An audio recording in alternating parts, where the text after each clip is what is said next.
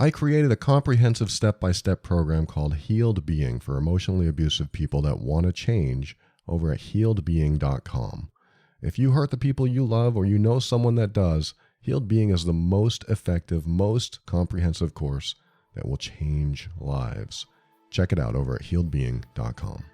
Life presents the toughest challenges. Every day you are faced with decisions that test your ability to express who you really want to be in this world. We're told to keep saying affirmations and keep thinking positively, but what do you do when that stuff doesn't work?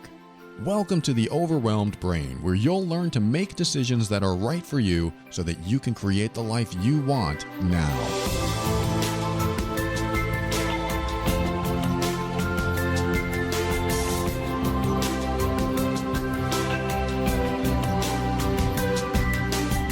Hello, this is Paul Coliani, and I want to help you learn the skills you need to deal with life's challenges using emotional intelligence and critical thinking without compromising who you are.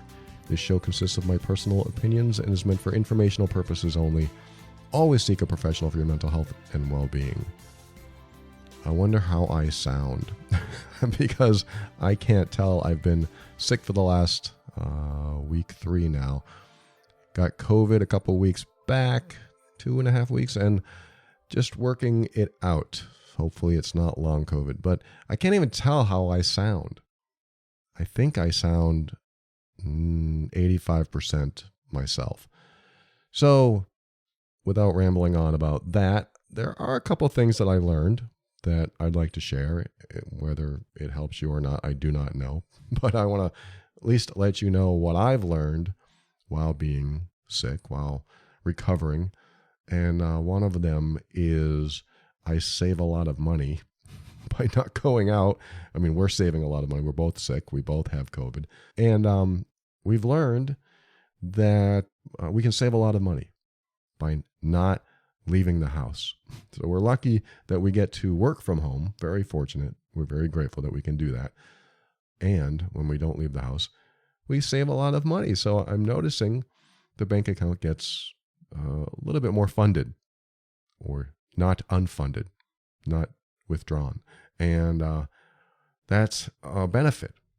So that's a benefit of not being able to go out to restaurants, meet up with friends, go out to events.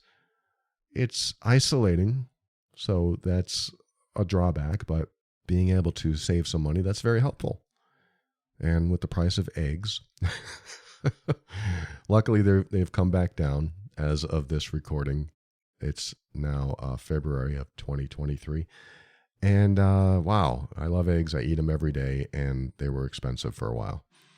But having had to stay home for all this time, we're saving money. So that's one thing that I learned. Another thing that I learned is that being physically unwell, it is... well, we've had to be in separate bedrooms because we weren't sure if we were passing it back and forth or if I had a different strain or variant. And so she stayed in one bedroom. I stayed in another. And I learned something. It was interesting. I learned that it felt more free to be in the bedroom by myself at night. Like, I could turn on my phone, I could turn on the TV, I could make noise, and I didn't have to worry about someone else there sleeping. And it's not like I do worry about it ever. I just never thought about it. So it was an interesting experiment, I guess you could say, that when we were at our most sick and we were coughing, that's another reason we had to separate, because we were coughing and waking up, and I didn't want to wake her up, and same for her. She didn't want to wake me up. And that was what we noticed, is that we could do whatever and say whatever and cough and get up and go to the bathroom without disturbing the person that we were with, our partner, her, me. And that was interesting to me, because when I went to bed, normally I would miss her. I would miss being next to her. And when we go to bed together, that is something that I think about, like, oh, she's not in the bedroom. Now I can't go to sleep. So I stay awake, and I don't mean to. I just stay awake. It's just I can't go to sleep. But when I know we're not going to be going to the same bedroom together, I fall asleep faster, or I stay awake because I don't really need to go to sleep because we're on different schedules or different times. So I just thought that was interesting. And we're back in the bedroom now together. And it was just as wonderful as before, being connected, being together with somebody you love. It's wonderful to have them near you. But I also discovered that there were also benefits to going to bed by myself and having that freedom. It was weird because it felt like being single again, and that's not what I want. But it was interesting to me to go through that experience where we're in separate bedrooms and not mad at each other. That's different. And I don't know who this affects or if this is of any value to you whatsoever. But, if you're not in a romantic relationship, you probably don't care about this, or maybe you have feelings about it, and I apologize about that. But if you are, and you ever want to try this experiment, it's pretty interesting. Hopefully you don't have to. Maybe you don't want to be apart. I don't want to be apart from her, but it was an interesting experiment, or at least a necessity while we were sick. And again, I'm still feeling it, still feeling the coughing and the congestion, and you could probably hear it in my voice. Like I said, probably 85% of my voice is back, but not all of it. So, I also want to say that I appreciate the love. People have wished me well on the Facebook group and sent me messages. Thank you so much. I consider myself not sick at all compared to a lot of people, but thank you for your support and your love. Anyway, what am I talking about today? I'm going to do my best to get through this episode. My episodes are typically an hour long, and as long as I don't start coughing, or as long as I can keep my breath — I haven't been short of breath, so that's a good sign, but I am congested, so I will do my best. I did get a message from somebody a while back, and this person wrote, "Thanks for your podcast, your vulnerability, your honesty is refreshing and inspiring." You're welcome. "I have been struggling with communication in my relationship. Through your podcast, I realized that his behavior," her partner, "has been turning into emotional abuse. I know it has nothing to do with me, and I don't think he is doing it intentionally. The later part is, why am I still in this relationship, making strides to repair and heal it? He has agreed to counseling, but he doesn't want to talk about anything outside of our appointments. I used your technique of saying, 'You may be right,' and asking questions like a best friend would, and we had a breakthrough." I'll explain that in a moment. "The first thing he said was, 'I don't understand why we need to be vulnerable to create attachment or connection.' And I believe him when he says that. He truly doesn't understand, and I think that's why he can't be vulnerable. What are some ways I can support him? And when do I leave if he won't ever be ready? I don't want to keep living like this, but I do see potential." Thanks for sharing that. This came in a while back. I don't know if the situation's the same, but I always answer questions as if they're happening now. You might be going through something similar as this person who wrote. So thank you for writing this. And I'm going to address the components of this message, because there were a few things that stood out, and I think they're important to discuss. One of the things that you said was, "I don't think he's doing it intentionally." You might be right. You asked, "Why am I still in the relationship and making strides to repair and heal it?" That sticks out because not one person, it shouldn't be one person's job to make huge strides or any strides to repair a relationship. It's not one person's job to do that. It's one person's job to show up as the best person they can in any relationship. That's one person's job. It's both people's jobs to repair the relationship, or heal it, or salvage it, or work together to fix whatever is broken. It's two people, not one. If one person is making the strides to repair and heal it, as this person says, then it's not a healthy way to do it. It's not a productive way to do it. And it shouldn't all fall on your shoulders. It shouldn't fall on one person's shoulders to fix things. A relationship is a minimum of two people, but typically two people.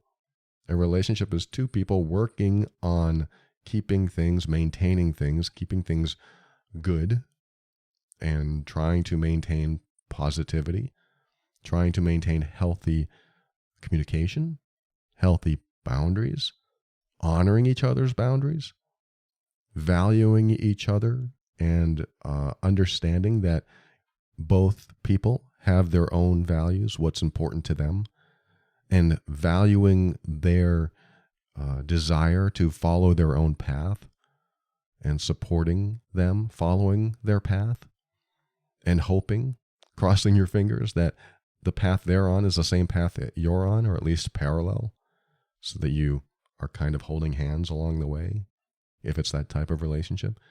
I think it's important to make sure that everyone understands, in a relationship, everyone understands that it's everyone's job. When it's two people, it's both people's job to work on the relationship, maintain the relationship, keep the line of communication open, stay honest, be as transparent as possible. And one of the things that she mentioned in this email, be as vulnerable as possible with somebody that you're supposed to be able to trust. Be vulnerable with somebody because you trust them. I want to talk about vulnerability in a second, but coming back to what she said, I'm making strides to repair and heal it, then it's not the correct way to do it.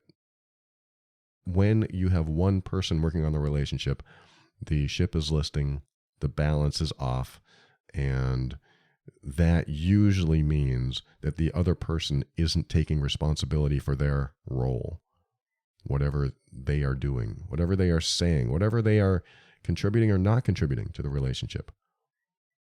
It is a work in progress for two people or anyone in the relationship. It's a work in progress. It could be a family. It could be a multi-part relationship, polyamory. It could be anything.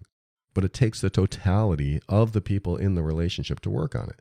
Now, if it's a family and there are children, that's going to be different. You can't expect the children to say, okay, this is my part and this is what I'll do. But you can instill in them how they should show up in the relationship. Hey, instead of lying to me about that, just tell me the truth and we can talk about it. Because some kids lie. Maybe most kids lie. And it's helpful to instill good values, good communication, honesty and transparency. And you also want to make a safe place for everyone to feel like they can express themselves and be honest. That safe place isn't something that when they are honest, you yell at them, or they yell at you, or they get angry at you. I mean, anger is allowed. But if you always feel emotionally threatened, or worse, physically threatened, if you feel threatened when you share something, then it's not a safe place. And of course, it's going to feel less and less like a balanced relationship where both people are working on it together. So that's important too. It has to be a safe place to express and be yourself. And that's my primary goal in a relationship. When I get into a relationship, I want to be as close to who I am, almost 100% if I can. I usually can't. It's hard for people to be 100% themselves in a relationship because you have to reach agreements. You have to come to terms.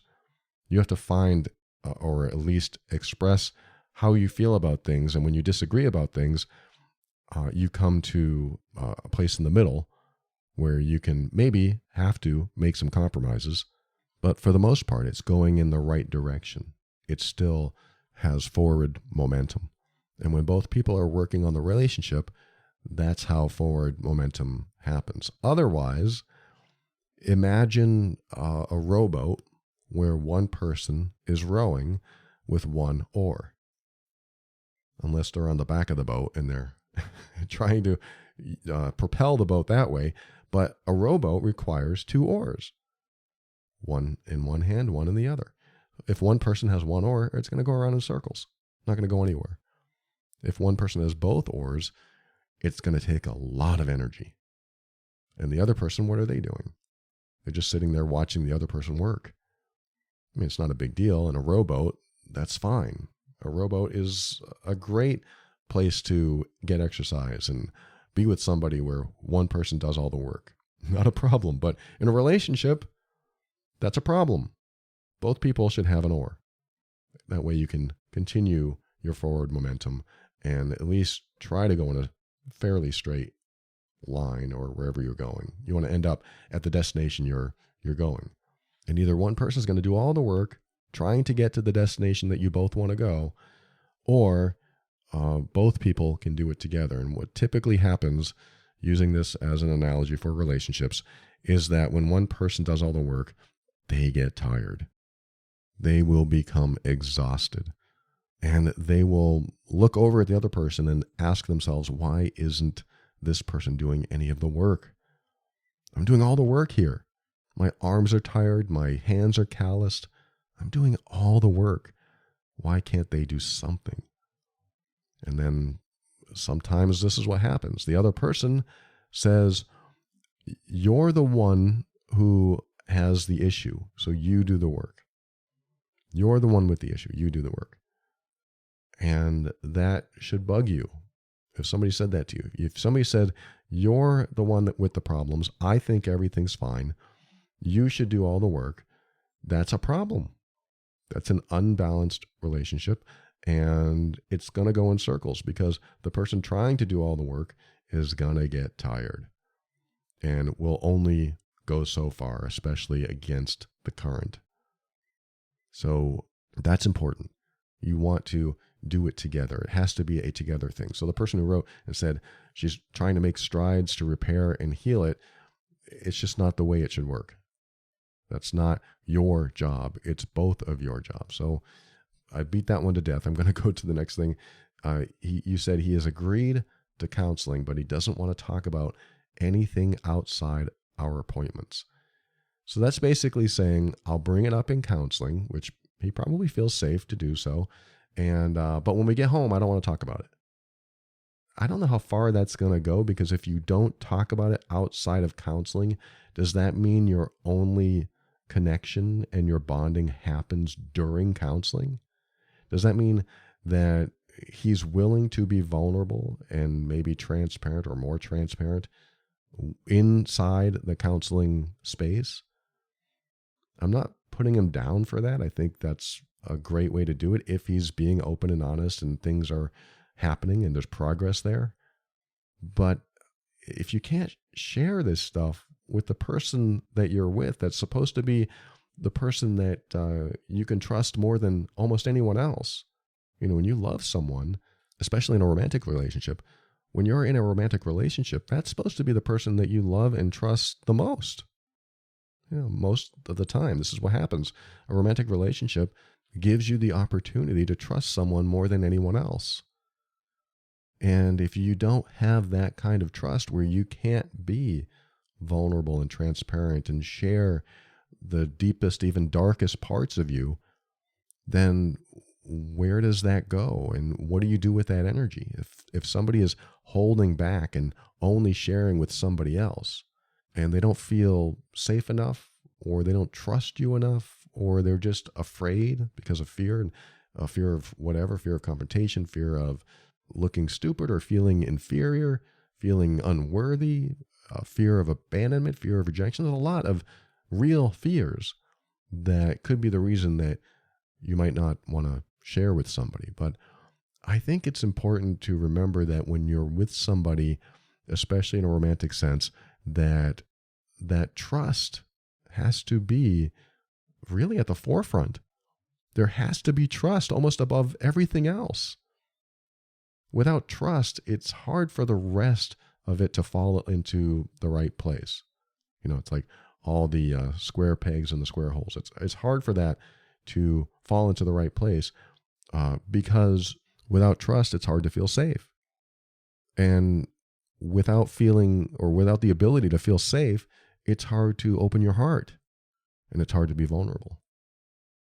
And so this is what I see when he says he'll talk about it in counseling, but won't talk about it outside the appointments.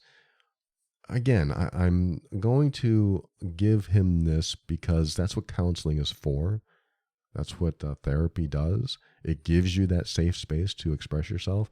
But I do hope this evolves into conversations outside of therapy, because otherwise, the only place where you actually might be able to bond and connect at a deeper level might be in the therapist office. But I have a feeling what's really happening is that all of the negative stuff is coming out in therapy. It's probably unlikely that you go to therapy and you feel really vulnerable and connected to the person and you're feeling stronger toward them. Because that's where we vent, right? A lot of the times we vent in therapy. We express what we're afraid to express to the other person because we know there'll be a negative reaction. And again, therapy is great for all kinds of expressions, and it could definitely go positive, and it could create more bonding moments. It's supposed to, in the end, it's supposed to either bring you together or help you reconnect with yourself, help you get to the truth, how you feel about each other, and so on and so on. But my point is, if you don't ever evolve to talk about stuff outside of therapy, then what you end up with is a very compartmentalized place that may not help the relationship along. It could. So I can go back and forth with this one, but I do think that eventually you should be able to talk about things outside of therapy, which brings us to, well, I'm not there yet. Let's not go to vulnerability yet, but that's going to get to vulnerability. The next thing this person wrote is, she said, I used your technique of saying, you may be right. And I asked questions like a best friend would. And we had a breakthrough. And I think this is a great place to stop. And we're going to get into my technique, I guess you could call it. You may be right. And this is how you squash resistance or present something other than resistance. And I'm going to talk about that, get into details in a moment. We'll be right back after this.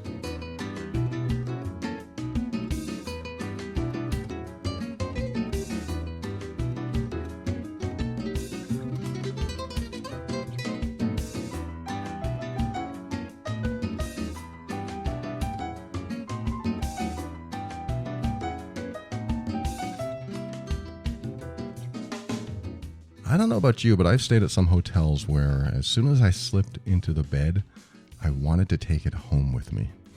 If you're ready to experience the comfort of a luxury hotel every night, I want you to check out Ettitude's clean bamboo sheets. Slipping into these sheets is like diving into a cloud of pure bliss. They're just luxuriously soft.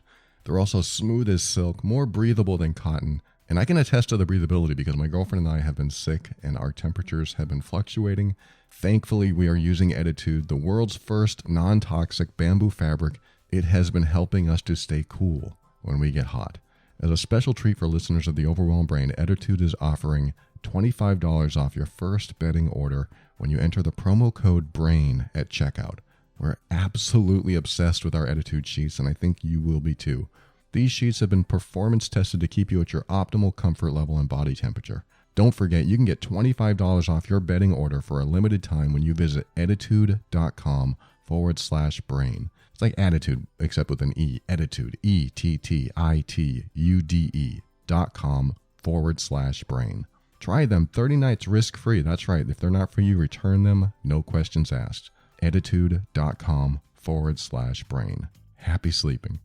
And I tell you what, being sick affects your mental health too. If you've been trying to be optimistic, whether you've been sick yourself or just trying to deal with some challenges that you can't just seem to figure out on your own, I highly recommend our other sponsor today, BetterHelp. Fortunately, we're both starting to feel better now. We're moving into the healing part of our journey, but I remember that long-term pain I used to deal with. I dealt with sciatic nerve pain for a good 15 years of my life. And there were times I was just plain depressed and I felt like giving up. Being in pain all the time was wearing me down and wearing me out. I'm so grateful BetterHelp exists today. BetterHelp is online therapy that is affordable and convenient. It works with your schedule and helps you connect with a professional that wants to help you feel better. Whether you're just feeling down in the dumps or you need to figure out why you don't feel yourself. If you're thinking of giving therapy a try BetterHelp first. It's convenient, flexible, affordable, and entirely online. All you have to do is fill out a brief questionnaire to get matched with a licensed therapist, and you can even switch therapists anytime for no additional charge. Live a more empowered life. Therapy can help get you there. Visit betterhelp.com/brain, and you'll get 10% off your first month. That's BetterHelp, HELP.com/brain.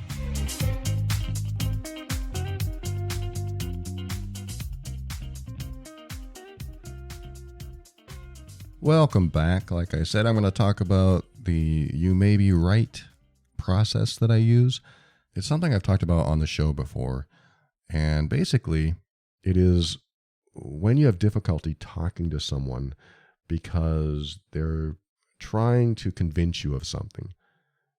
This is what you should do.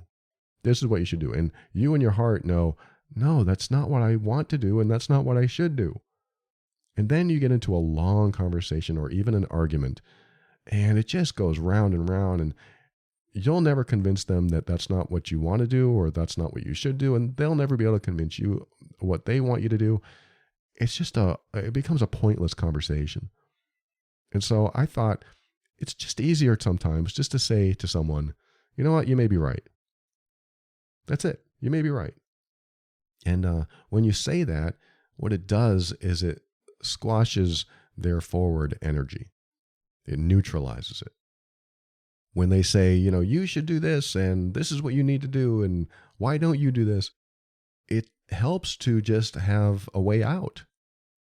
It's like the Tai Chi reference I give every now and then. If somebody's throwing a punch, the person that is a master of Tai Chi is going to allow the punch to pass them. They'll step aside and all that energy, all that momentum will just go right past. So you can either be the wall of resistance and get hit with that energy, or you can step aside and let it pass. And that's how I look at some conversations. It's just sometimes a lot easier to allow their energy to pass right by you. And how do you do that? Well, this mental Tai Chi is just saying something like, or along the lines of, well, you may be right. Because what are they going to say?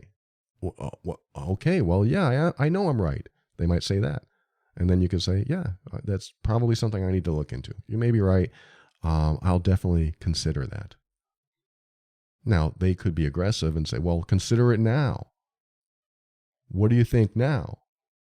And then you just have to say, no, you may be right, and I need to really consider this. So thank you so much for that information. Thank you. I mean, it's really helpful. What you just told me is very helpful. It's not a lie. It's helpful in a number of ways. It could be helpful to let you know that they don't know what they're talking about. So it's helpful that they have revealed themselves. They have revealed their level of intelligence. Hey, it's very helpful. Thank you for that. You may be right. Well, is that a lie? No. I mean, are you right about everything 100% of the time? Maybe they're right about something. Maybe they spewed a lot of untruths at you, but there was one little truth in there. Hey, you may be right. You're not saying what they're right about. It's just that they may be right. Now, what that is that mental Tai Chi move where you step aside and allow the energy to pass. Because if there's nothing to hit, there's no resistance, then when they throw or spew all this energy towards you, it feels really negative often. When they throw that at you or they spew it at you and it doesn't land, then they're kind of stuck in that energy. They're still in it. And it doesn't mean that they're in a negative energy. It just means that it didn't land on you. And it's helpful for you to stay out of situations like that if it's a pointless conversation. I'm not saying you should avoid every conversation. I'm just saying sometimes it's pointless. Some people cannot be told that you don't want to do something their way. Some people do not want to hear that they may be wrong. Some people do not want to hear that they can't control you. Some people don't want to know that you disagree with them. They don't want to believe that they're wrong. They don't want to believe that there could be other truths out there, or they don't want to open their mind. And so we have to look at the world and figure out who these people are and stop getting into pointless conversations with them. So she said, I use your technique of saying you may be right. And what I'm going to assume that happened in this relationship is that all of his forward energy, all of maybe his aggressive or at least semi-assertive energy, whatever it was, it didn't land. And because it didn't land, it didn't meet resistance. And because it didn't meet resistance, there was no fuel for him to continue pushing anything down her throat. It doesn't give him any more momentum at all to continue going in that direction, because he finally feels like maybe she understands, or maybe she's opening her mind so that he doesn't feel like he has to push any type of narrative or agenda or whatever it is. All I'm saying is that when you offer no resistance, then what happens is that there is no argument typically that ensues. And when there's no argument, they usually step off of their soapbox or out of their defensiveness, out of their self-protectiveness, and open their mind a little bit. Because now they have nothing to feed off of. They used to feed off of your resistance, or at least in this case, he used to feed off of her resistance. But without resistance, where does he go from there? He's used to the conversation going in that direction. But where does he go when there's no resistance? And this is where you find out a little bit more about people. You find out where they are inside themselves and what was their primary goal. Because some people's primary goal is to get you to disagree so they can have an argument. They want a debate. They don't want you to agree. They actually want to feel righteous. So this might have been happening here. And when you finally give in a little bit, or at least say something like, you may be right, you have a point, there might be some details that I hadn't considered, so I'm grateful that you brought that up. That is something I need to think about. So that takes away the resistance and allows a different conversation to take place. And this is what happened here. She said, I started asking questions like a best friend would, and we had a breakthrough. It can be very helpful to act like a friend and have a conversation as if you were their best friend, instead of acting like someone who had been hurt, like a jilted lover. It can be very helpful to show up and ask questions as if you were their best friend. So there's a big difference in saying, you were such a jerk when you did that. You were such a jerk and you made everything worse. That isn't necessarily something a best friend would say to you. A best friend, what would they say? They would probably say, well, what happened back then? How did you feel about that? How are you now? Well, what's going on with that? Are you guys getting along? I mean, even though it's about you, are you in a better space with that now? So it changes the conversation if you think like a best friend. That's hard to do, because if you're triggered, you're in the middle of an argument, you're in the middle of some big thing, what do you do from there? How do you get out of that space? It is a big step to say, okay, I'm just going to be a best friend. You don't tell them that, you just think this. And I'm going to ask questions as if I were a best friend. So what questions would they be? What questions, or what would I say if this were my best friend going through this? It's hard to step out of the role you're in that relationship, because you're in it. You're dealing with your own stuff. You're dealing with your own triggers.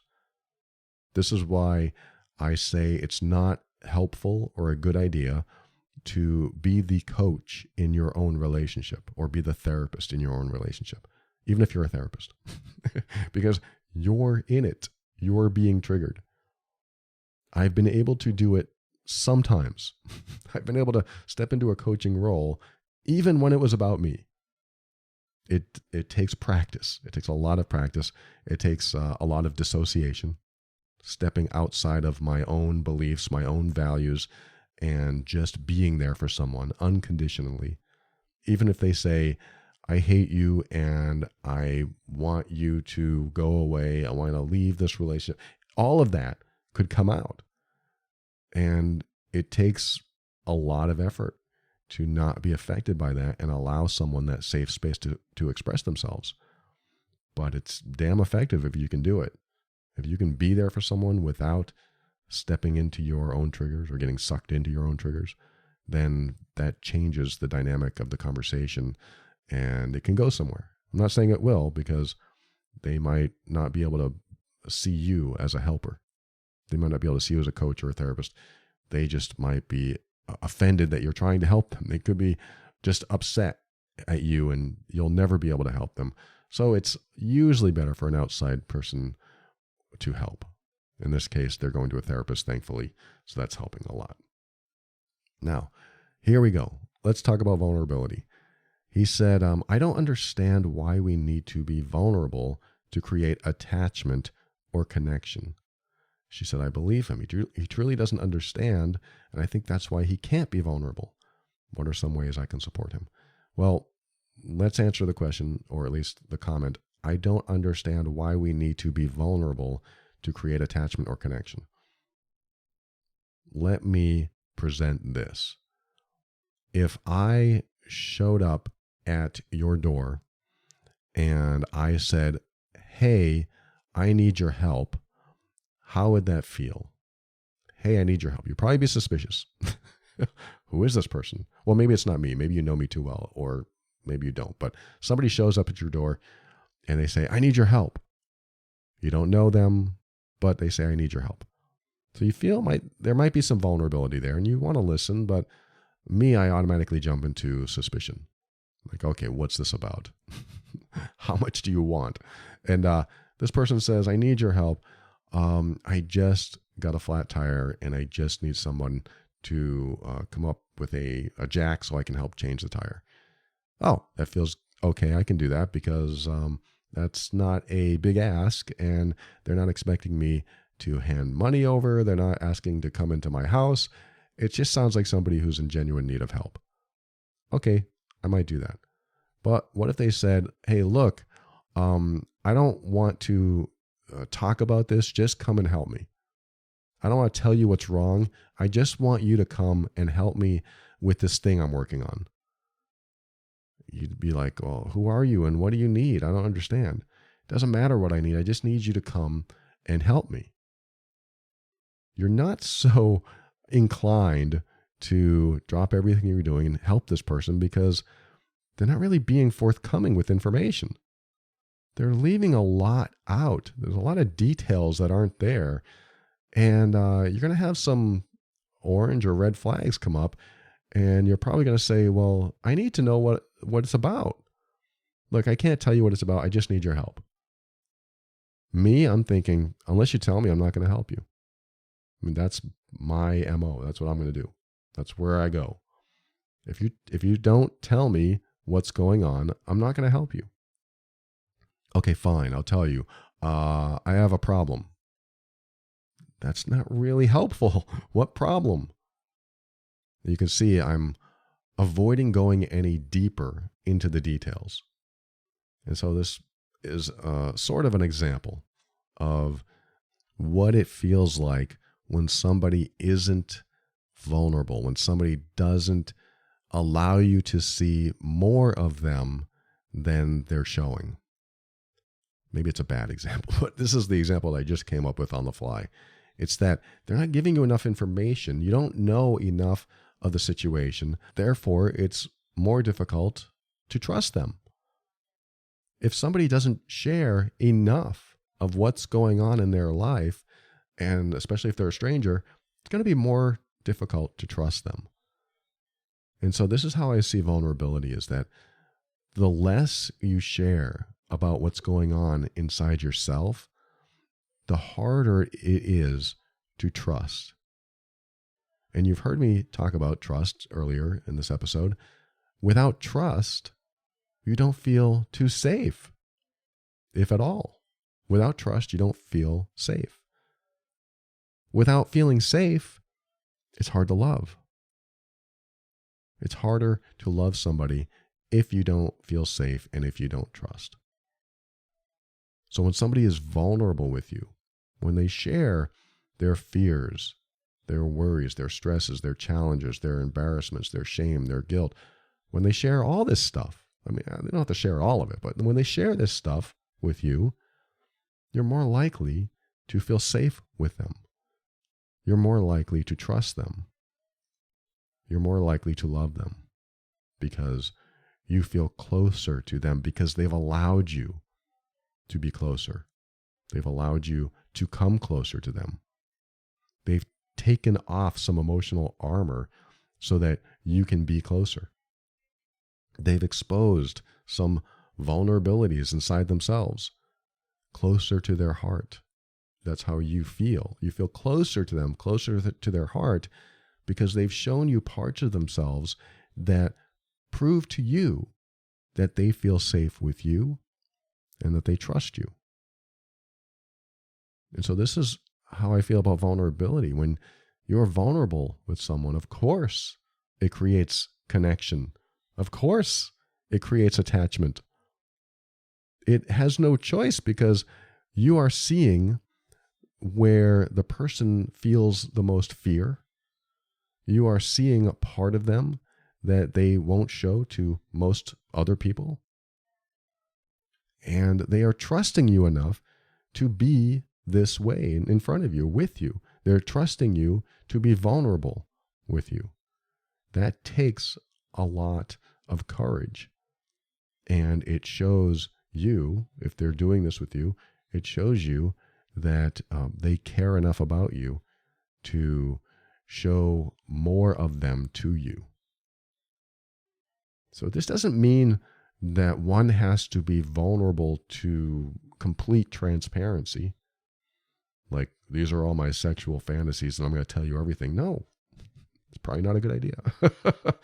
I'm just saying this is how I see vulnerability that absolutely does lead to stronger connections, stronger bonding, more trust, more love, because there's a huge difference in someone coming along and saying, I've had issues in my past, I don't want to talk about it, but anyway, how are you? There's a big difference between that and saying, I had issues in my past. I was really afraid during my childhood because my stepfather was an alcoholic, and I would cower in my room and I would hear him kicking the walls downstairs and screaming at the top of his lungs. I would hear my mom crying and he would blast the country music, and I never knew when he was going to come upstairs and hurt me. I didn't know if that was ever going to happen.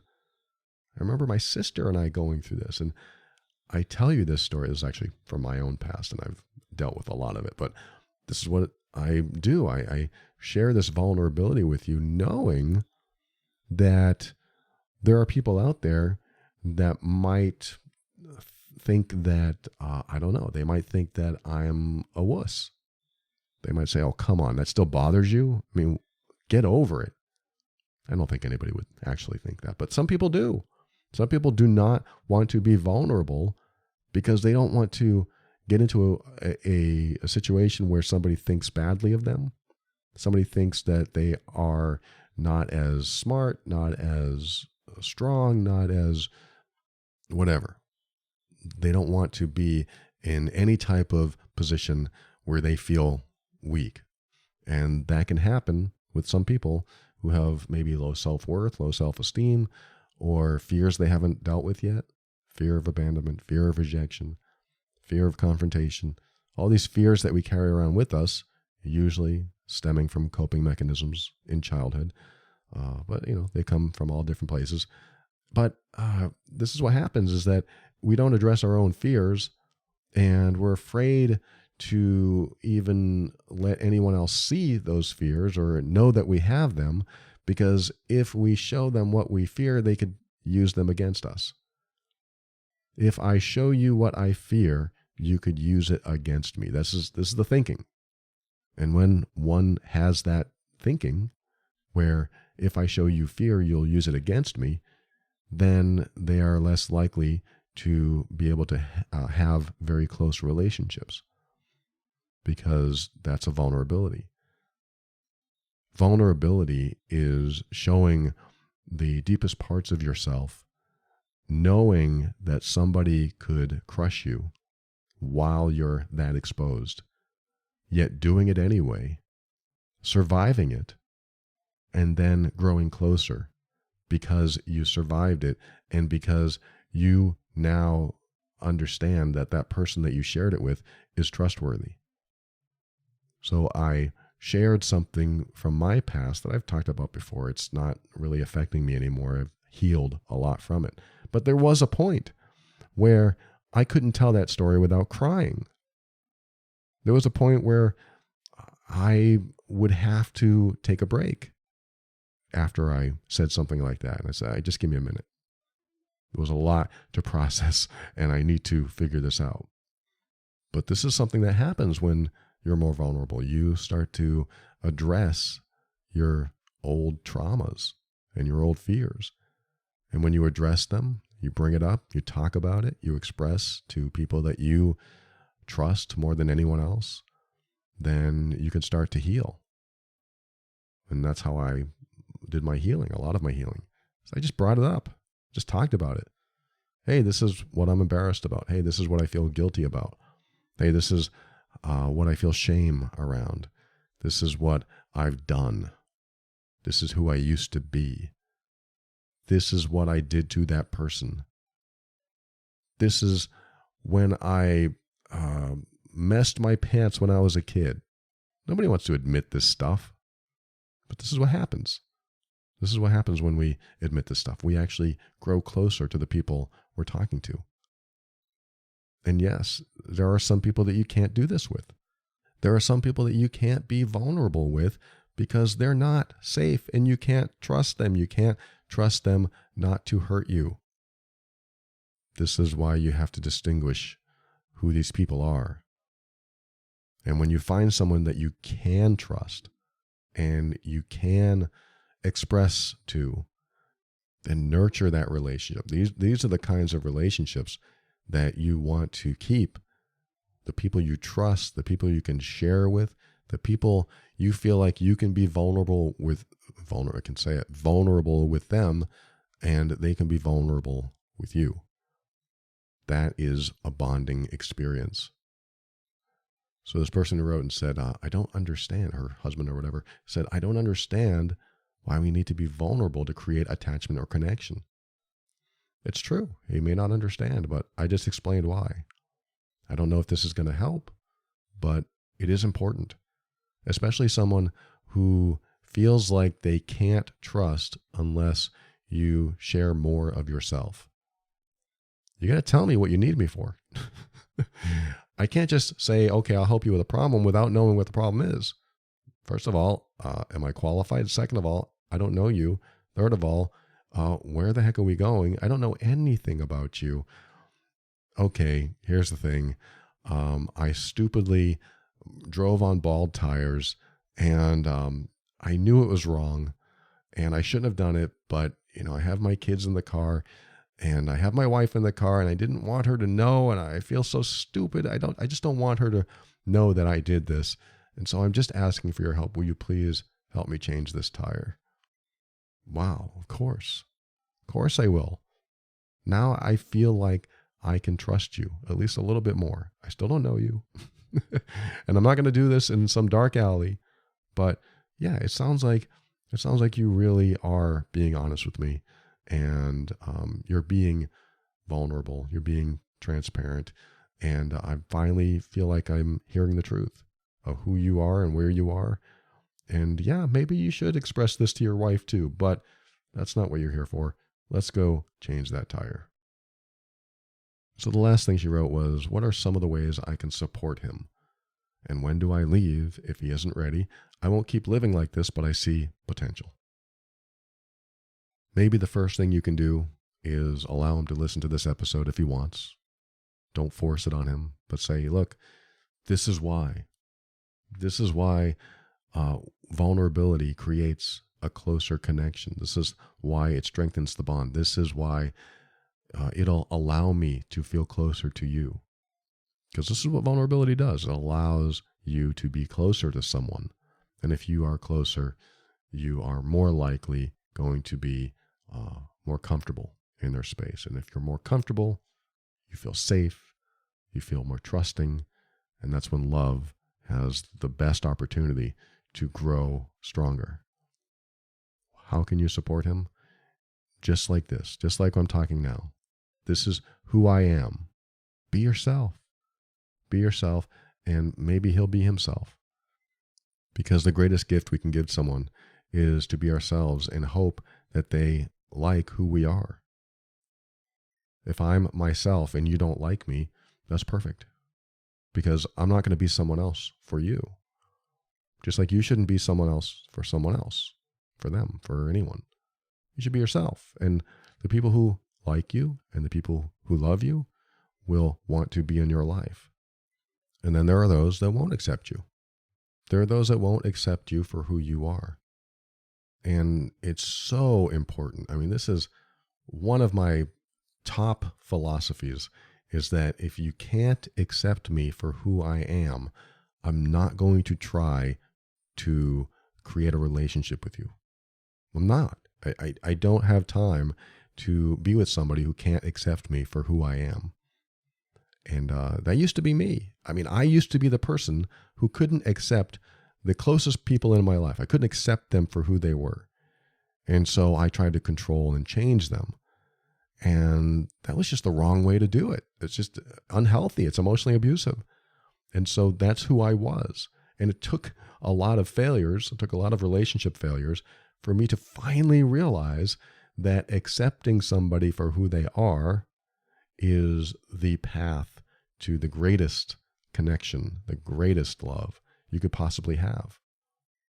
My definition of love is supporting someone's path to happiness, even if you disagree with the path that they're on and the decisions they make. And that can lead to some very hard choices. But this is the healing path that I had to take to become somebody that wasn't trying to control anyone else, wasn't trying to change them, is choosing to accept them for who they are instead of trying to change them into who I wanted them to be. And that changed everything.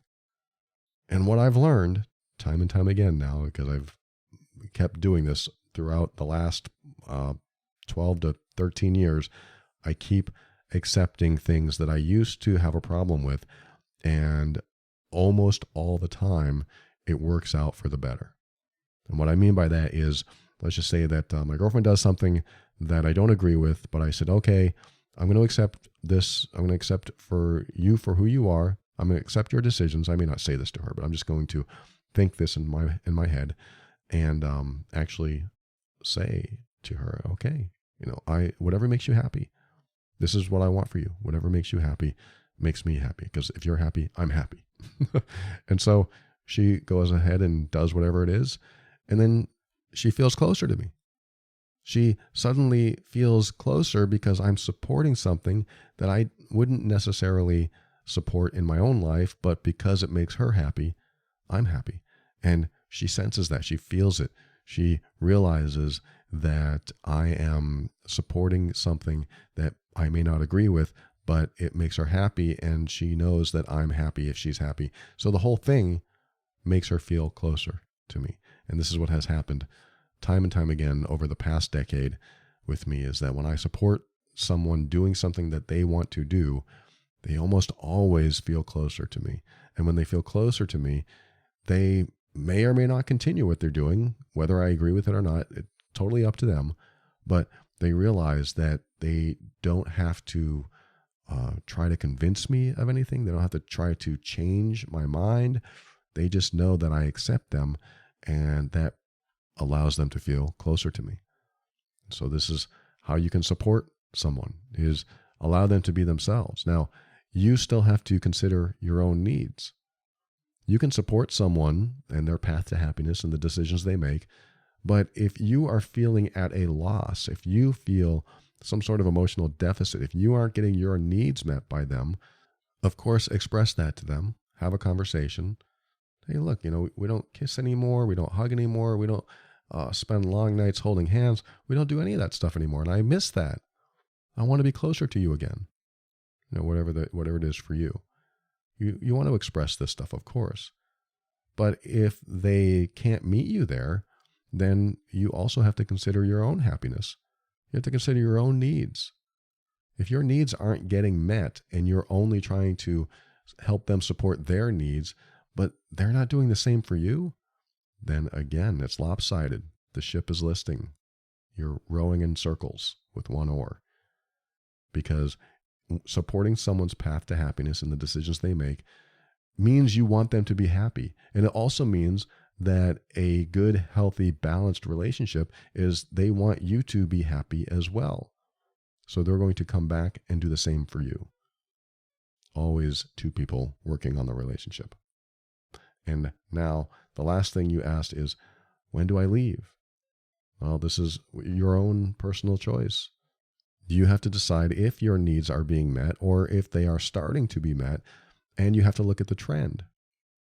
Are my needs being met is the first question. Well, maybe, but no. Maybe that's your answer. Some of them are and some of them aren't.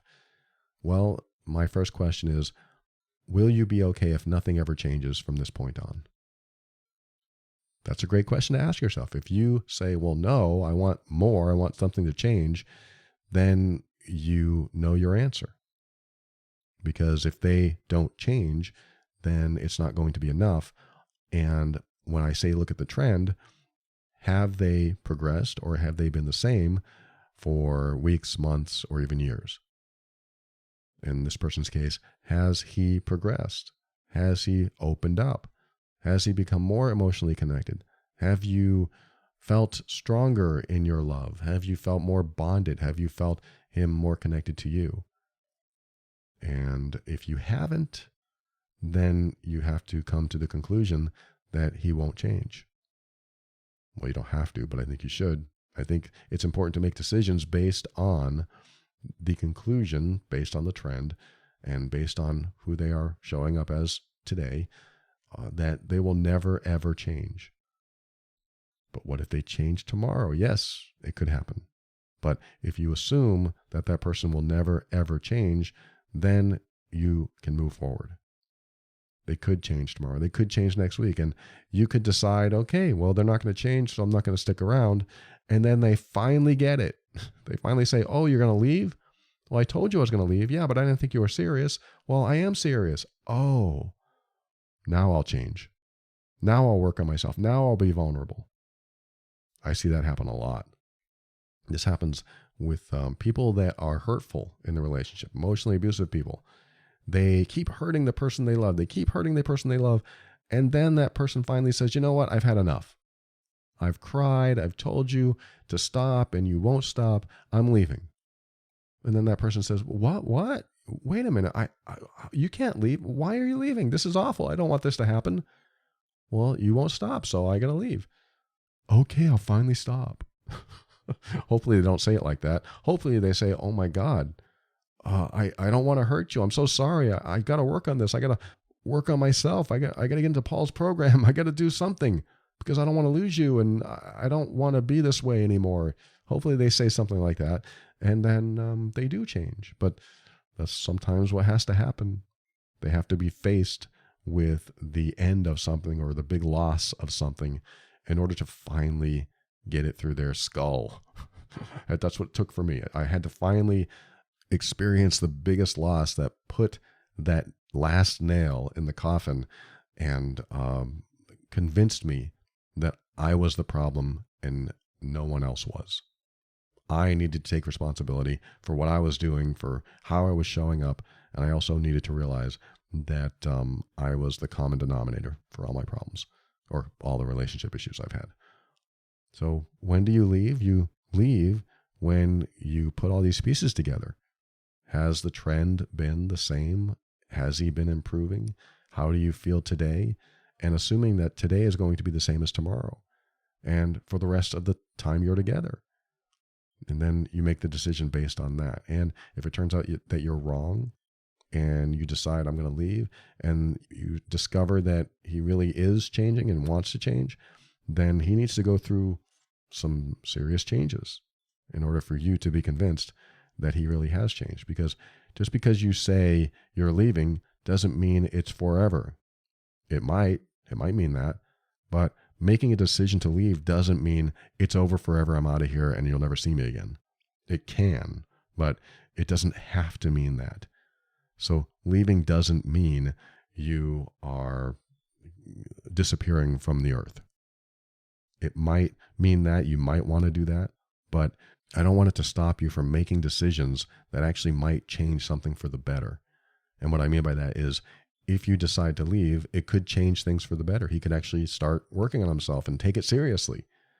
Or you could decide to leave and he doesn't work on himself and he thinks it's your fault and he doesn't want to work on himself, so sayonara, and that might be for the best. That might be for the best, and that might be what needs to happen. The last thing you wrote is, I won't keep living like this, but I see potential. If it's potential, that means you must see something in the trend. You must see some changes, and you have to continue seeing the positive changes and seeing progress day after day after day. But you do have to watch out for old behaviors coming back and not leaving. Old behaviors have to disappear. Old negative behaviors have to disappear. If those don't disappear, but you see good new behaviors, but the old behaviors are still there, then it's not much progress. I mean, there's some, but they cancel each other out a lot of the times. I'm not saying every time, but this is what happens. You just have to be careful about old behaviors still lingering. We don't want those behaviors to linger. So I dedicated this entire episode to this person, and I hope it has been helpful to you or anyone listening that is in a similar situation or has somebody in their life that might be in that same situation, afraid to be vulnerable, afraid to connect at a deeper level.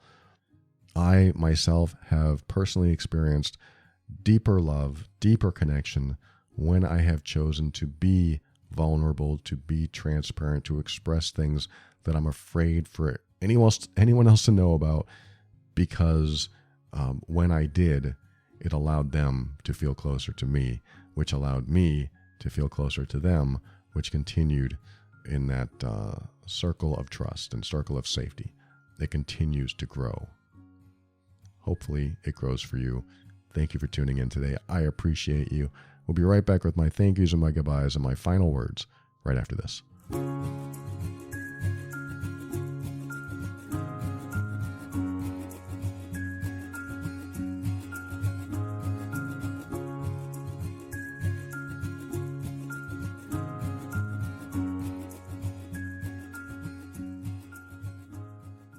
Thank you for listening to another episode of The Overwhelmed Brain. I appreciate you continuing to listen to me through my 85% voice coming back slowly but surely.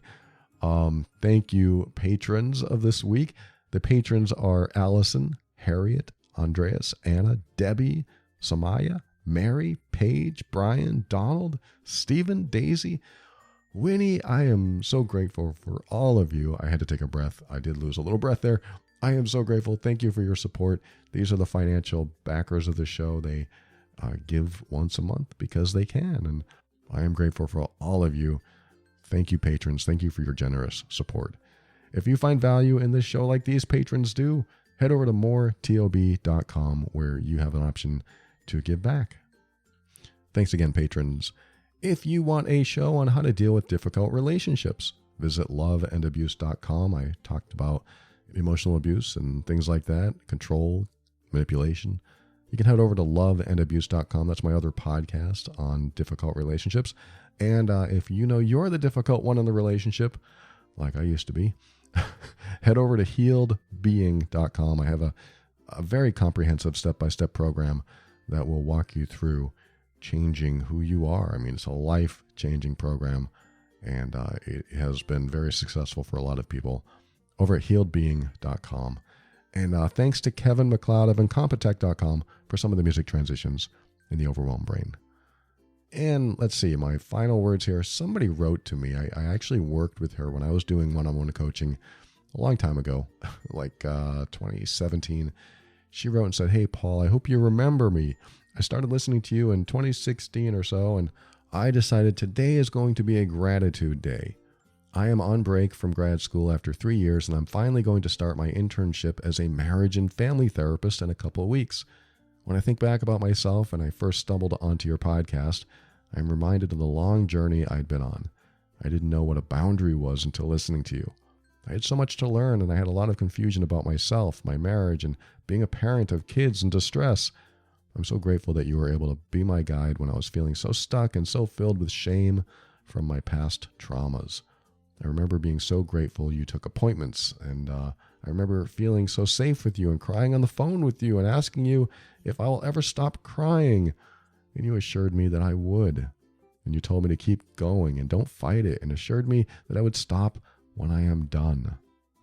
Your wisdom, knowledge, warmth, kindness, and skill as a coach / therapist / guide was the beginning of me reclaiming myself and my life. I will be forever grateful to you for helping me when I so desperately needed it. I wish all the best always, with much gratitude. And I don't know if she gave me permission, but it starts with an S. I don't know if I'm supposed to say her name or not, but she said, I remember you read these on your podcast. Feel free to read this. If you want, let me know so I can listen to. I have let you know. I replied to that email.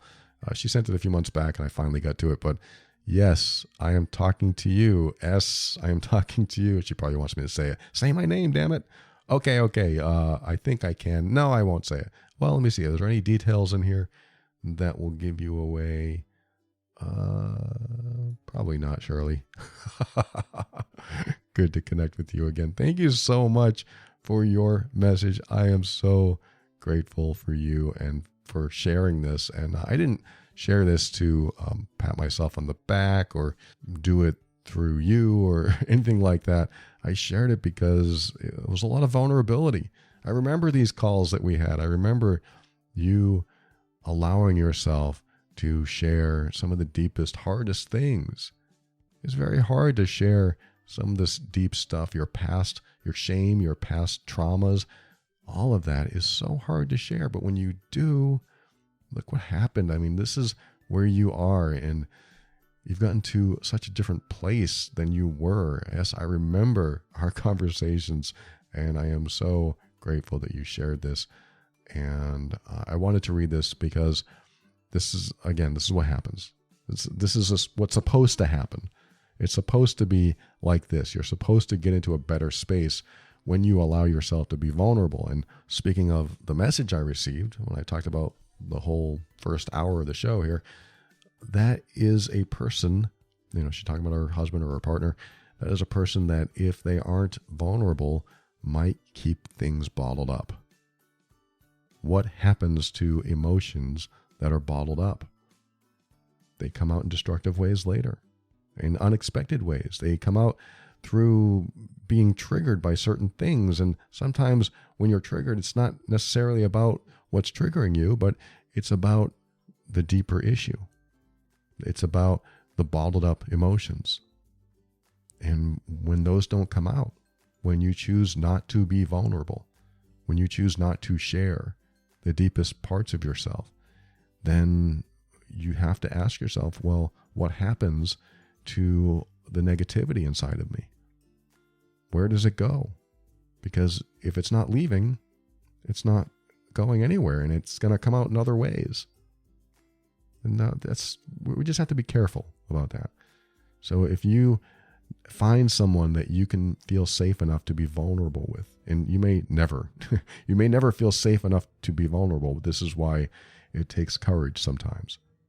But this is why it's important, again, to be vulnerable, to connect with that deeper part of yourself and allow it to come out, to express it. If not with a friend, if not with a romantic partner, if not with a trusted family member, with a professional, with a therapist, with a coach, someone. How about a pillow? Express it to a pillow. Express it by yourself in your own room or in your car. Express it, bring it out. And it might be hard. It might be very hard to express some of this stuff inside of you. I held on to hatred for a long time. A long time I held on to hatred. And I held on to it because I didn't allow myself to hate.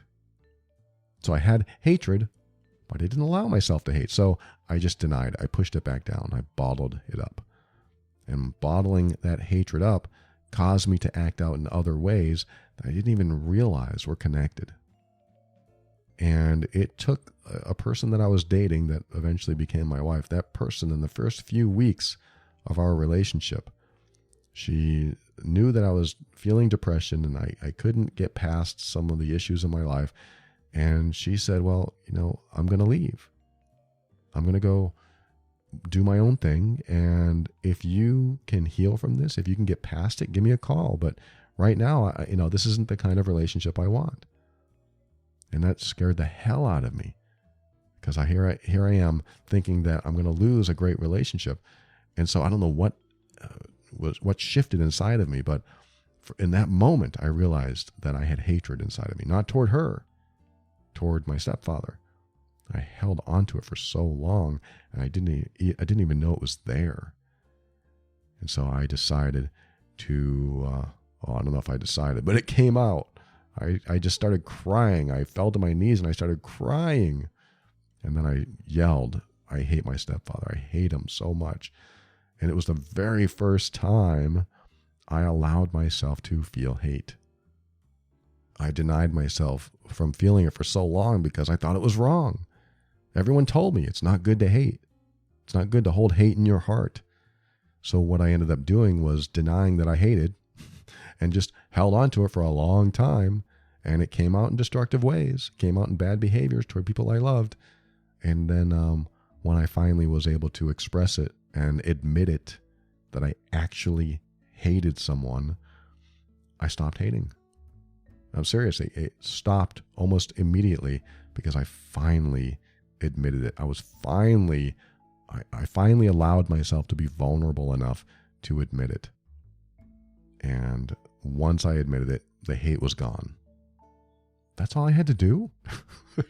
In that moment, I thought, that was way too easy and hard at the same time, because I never wanted to go there, and I let myself go there. And when I went there, the hate disappeared because I finally let it out of its prison. It's gone. It just went away. I hate him so much. I hate him. I feel relief. It's gone. The hate is gone. What? Where'd it go? It doesn't matter. It's gone. I'm not saying it's always easy to release like that. But boy, if you're denying something or blocking something or repressing or bottling, whatever is inside you, if it's a negative feeling, if it's a negative emotion, it helps to be vulnerable, to allow yourself to connect with it and release it. And that is hard to do. It's like saying, okay, I'm going to go pick up that hot potato and I'm going to hold on to it and I'm going to throw it. But I don't want to pick it up in the first place. So that means I'm going to be stuck with this hot potato. Hot potato? Maybe I can use something like, how about a burning coal? I'm going to go pick up that burning coal. No, I don't want to pick it up because it's going to burn my hand. Well, I don't want to burn my hand, so I'll just leave it there. And then it'll just be in my stomach. Just leave that burning coal in my stomach. No, get it out. Burn your hand. You might have to. But once it's gone, it stops burning. And, it's not always this fast and efficient. Sometimes you do have to go through some trials and tribulations of expressing yourself, trying to find the courage to do it. But when you express yourself and when you're able to release some of the stuff that might be inside of you, when you choose to be vulnerable, when you allow yourself to express what you have been so afraid to express, you free yourself, or at least you start the path of freeing yourself. And that opens you up. That opens you up for love and connection like nothing else can. It allows people to get closer to you. And that can be a wonderful thing. Thanks for showing up today. I'm glad you listened to the show all the way to the end. I just want to remind you to keep an open mind. That allows you to step into your power and help you be firm in your decisions and actions so that you can create the life you want. Always take steps to grow and evolve. You are powerful beyond measure. And above all, and this is something I absolutely know to be true about you, you are amazing.